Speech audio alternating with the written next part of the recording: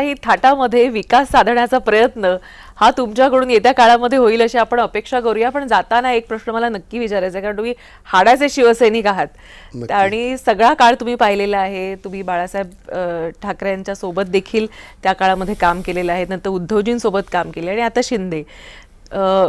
उद्धवजी आणि शिंदे यांच्या कार्यप्रणालीमधला फरक नक्की तुमच्याकडून जाणून घ्यायला आवडेल. मला वंदनीय शिवसेना प्रमुख श्रीमान बाळासाहेब ठाकरे यांनी फोनवरून आशीर्वाद दिला आहे की राजेश, तू खरा शिवसैनिक आहेस.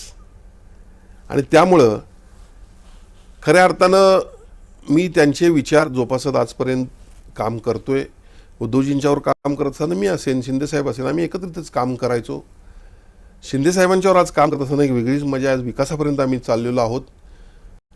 खऱ्या अर्थानं फरक शिंदेसाहेबांच्यात असल्यामुळेच आम्ही त्यांच्यावर गेलो आणि त्यांना एक विकासाची वेगळी जाण आहे किंवा एक विजन आहे. आज मुंबईमध्ये देखील बघा, आज मिसिंग लेन असेल, त्याचबरोबर मुंबईचा कोस्टल रोड असेल, मेट्रो असेल, हे सगळ्या जरी 2014 पासून सुरू असलं तर ते त्यामध्ये कुठं कमी न पडता शिंदेसाहेबांनी देखील तसंच ते पुढे नेलं. आणि त्यामुळं विकासाचा अजेंडा हा शिंदेसाहेबांचाच निश्चितपणे आहे. शिवसेना प्रमुखांचं वेगळं प्रेम माझ्यावर होतं, ते कधीच मी विसरू शकत नाही. तसंच सगळ्यांचंच माझ्यावर प्रेम होतं, नाही असं नाही. पण आज जे मी उद्धवजींना जाताना सांगितलेलं मी जातोय, नाही तेवढं धाडच नाही झालं, कारण त्यांचा हा मान सन्मान त्यांच्यावर होताच. तो आमच्या, मी असं काय त्यांना कुठलं आम्ही टीका करून त्यांच्यावरती गेलेलो पण नाही. नंतर इकडे आल्यानंतर फोन आला.